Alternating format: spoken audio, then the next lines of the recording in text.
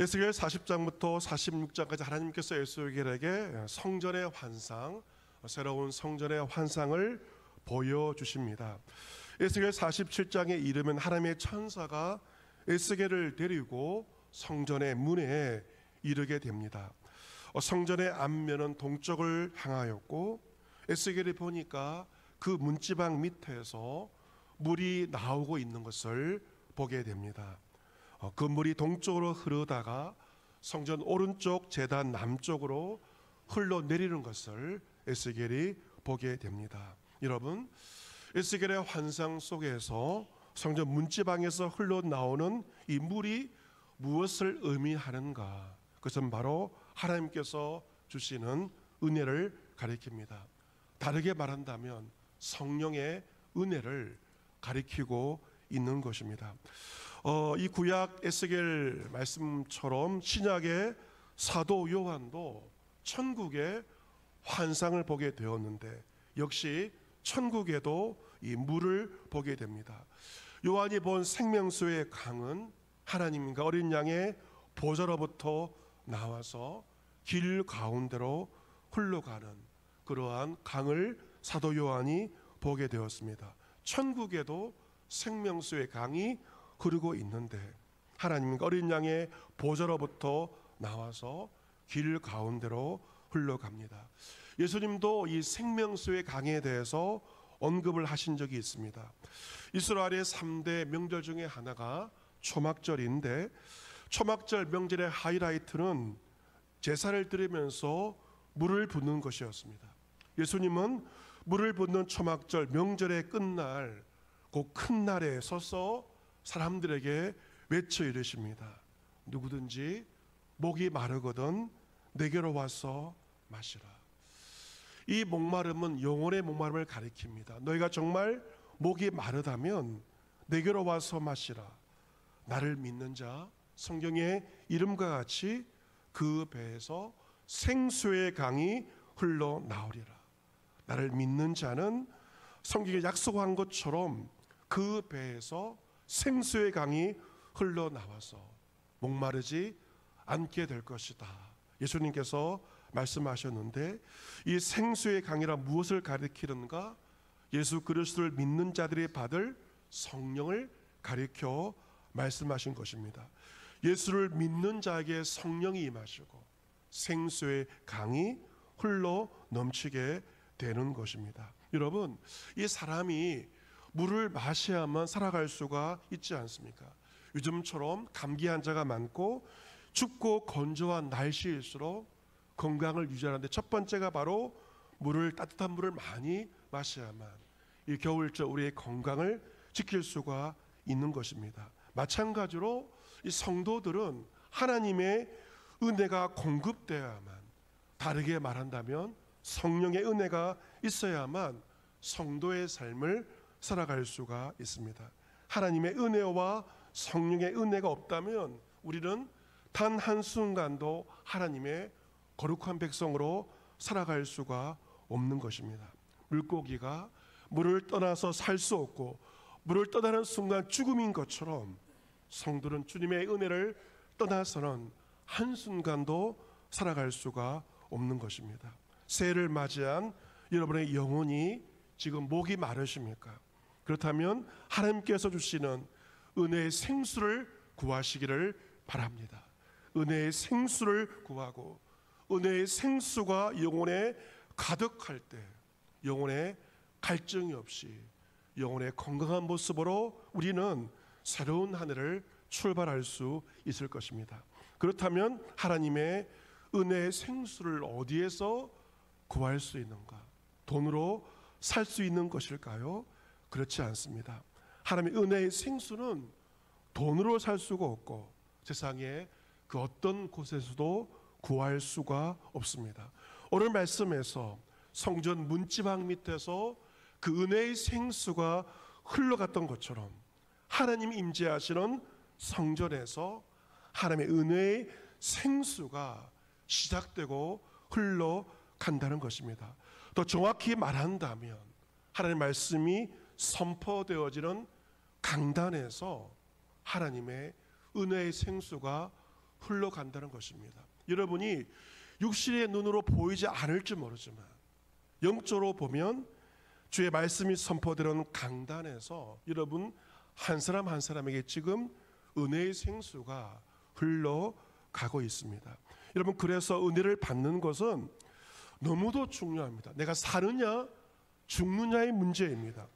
은혜를 받는 것은 바로 교회 생활, 더 정확히 말한다면 예배 생활과 직결되어 있는 것이죠.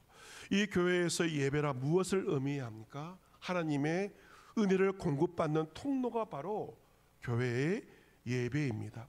성도는 교회 예배를 통하여서 하나님 공급하시는 은혜를 매 주일마다, 매 예배 때마다 공급받을 수가 있습니다. 여러분, 그 은혜가 없이는 봉사할 수도 없고요, 구제할 수도 없고, 전도할 수도 없고, 아무것도 할 수가 없습니다. 그러나 예배를 통하여 은혜를 공급받을 때 그 힘을 의지해서 봉사할 수도 있고, 구제할 수도 있고, 전도할 수가 있는 것이죠. 그래서 교회에서 그 어떤 것보다 가장 우선적이고 중요한 것은 무엇인가? 예배입니다. 하나님의 은혜를 공급받는 그 예배가 가장 중요한 교회의 중요한 역할인 것입니다. 여러분, 이처럼 성전에서 흘러나온 생명의 강은 계속 흘러갑니다. 흘러가면서 어떻게 되는가? 갈수록 깊어져 가는 것이죠. 사람들이 그것을 말하고 있죠. 그 사람의 손에 줄을 잡습니다. 동쪽으로 나아가면서 천척, 이 천척은 요즘으로 말하면 500m라고 할 수가 있는 500m를 측량한 다음에 물을 건너게 하시자. 물이 어디에 이르게 됩니까? 물이 발목 정도까지 오르게 됩니다. 다시 500m를 측량한 다음에 물을 건너게 하자. 물이 어디에 오릅니까? 무릎 정도까지 오르게 되죠. 다시 천척을 측량하고 물을 건너게 하시니 물이 이제는 허리 정도까지 오르게 됩니다. 다시 천척 500m를 더 지나가서 측량해 보니 어떻게 됩니까? 물이 에스겔이 건너지 못할 머리 위에까지 깊은 물이 되었습니다. 그 물이 가득하여 헤엄칠 만한 물이요, 사람의 능히 건너지 못할 강이더라 라고 기록되어 있습니다. 여러분, 하나님의 은혜의 세계는요, 가면 갈수록 깊어져 가는 것입니다. 하나님의 은혜의 강물이 여러분 가운데 지금 어디까지 있는지 한번 보시기를 바랍니다. 어떤 사람에게 주님의 은혜는 발목 정도까지 임할 수 있습니다. 어떤 사람에게는 무릎까지, 어떤 사람에게는 허리까지, 어떤 사람 머리 위에까지 다 다를 것입니다. 여러분, 중요한 것은 주님의 은혜의 세계는 측량할 수가 없고 울산의 바다보다, 정자 바다보다 훨씬 더 깊다는 것입니다. 올 한 해 여러분, 하나님의 은혜의 세계로 날마다 깊이 나아가시기를 바랍니다. 퇴보하는 신앙, 머물러 있는 신앙이 아니라 주의 은혜의 세계에 발목이었다면 무릎으로, 무릎이었다면 허리로, 허리였다면 머리 위에까지 은혜의 깊은 세계로 나아가며 온전케 되어지며 성장하는 한 해가 될 수 있기를 바랍니다. 은혜의 깊은 세계로 나아가는 것입니다. 여러분, 교회가 어떤 곳인가, 성전이 어떤 곳인가, 하나님과 그의 보좌로부터 은혜의 강, 생수의 강이 흘러가는 수원지와 같은 곳이 교회입니다. 교회가 죽으면 세상이 죽습니다. 왜냐하면 주의 은혜의 생수가 흘러갈 수 없기 때문에 교회가 죽는다는 것은 세상이 죽는 것을 의미합니다. 하나님의 은혜의 강은 성전에서 시작하여 흘러갑니다. 어디를 향해서요? 세상을 향해서 흘러가고 있는데 본문 6절이 그것을 말해주고 있습니다. 그가 내게 이르시되 인자야, 내가 이것을 보았느냐 하시고 나를 인도하여 강가로 돌아가게 하시기로 내가 돌아가니 강 좌우편에 나무가 심이 많더라. 생명의 강 좌우에 나무가 많습니다. 8절 말씀 보시면 그가 내게 이르시되 이 물이 동쪽으로 향하여 흘러 아라바로 내려가서, 이 아라바는 광야를 의미합니다. 이 물은 광야까지 내려갑니다. 바다에 이르르니 이 바다는 바로 사해 바다를 가리킵니다. 죽음의 바다를 가리킵니다. 이 생명의 강은 아라바 광야까지 내려가서 사해 바다까지 이르르는데 이 흘러내리는 물로 죽은 바다의 물까지 어떻게 된다? 되살아나게 되는 것입니다. 은혜의 강물은 광야를 적시고 죽은 바다까지 살아나게 됩니다. 울산의 태화강이 죽음의 강에서 생물들이 찾아오는 생명의 강으로 바뀌어진 것처럼 은혜의 강이 흘러감을 통해서 광야가 적셔지고 그리고 죽은 바다까지 되살아나게 됩니다. 강물이 흐르는 곳마다 모든 생물이 살고 고기도 심이 많아지고 고기가 많으니까 어부들이 그물을 던지는 모든 것이 살아나는 생명의 역사가 일어나게 됩니다. 그리고 강 좌우가에 나무가 자라서 잎이 시들지 않고 열매가 끊이지 않고 달마다 새로운 열매를 맺게 되는데 그 열매는 먹을 만한 열매였고 그 잎사귀가 약재료가 되어서 나무의 잎사귀가 만국을 치료하는 놀라운 치료의 역사가 일어나게 됩니다. 여러분, 그 모든 물을 통하여서 모든 것이 살아났는데 물이 어디를 통하여 나온다고요? 성소를 통하여 나온 그 물이 세상을 변화시키고 세상을 회복시키는 것입니다. 여러분, 하나님께서 왜 예배 때 은혜를 주시고 성도들이 은혜를 주시는가? 우리 혼자 잘 먹고 잘 살라고 주시는 것이 아닙니다. 우리 은혜를 주시는 목적은 무엇인가? 세상을 변화시키기 위하여, 세상을 치료하기 위해서 교회를 통하여 예배를 통하여 성도들에게 은혜를 베풀어 주시는 것이고 그 은혜의 강줄기는 교회를 넘어서서 세상으로 흘러가는 것입니다. 여러분, 우리의 삶 속에 주님의 은혜의 강이 흘러 넘칠 때 성령께서 역사하실 때 그때 우리의 모든 삶이 살아나며 모든 것이 열매를 맺게 됩니다. 우리가 아무리 애를 쓰고 힘을 쓴다고 해서 열매를 얻는 것이 아닙니다. 하나님의 은혜의 강이 내 삶과 가정에 임하여질 때 삶이 살아나게 되고 우리의 삶에 철마다 열매를 맺게 됩니다.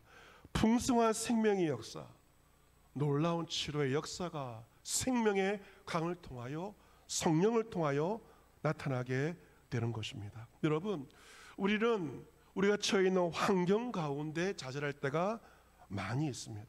여러분, 문제는 우리가 처하는 환경이 문제가 아닙니다. 아무리 어려운 환경에 있다 할지라도 내 삶이 죽어 보이고 광야와 같이 메말라 보인다 할지라도 내 삶 속에 생명의 강이 흘러간다면 생명의 역사가 내 삶 가운데 나타나게 됩니다.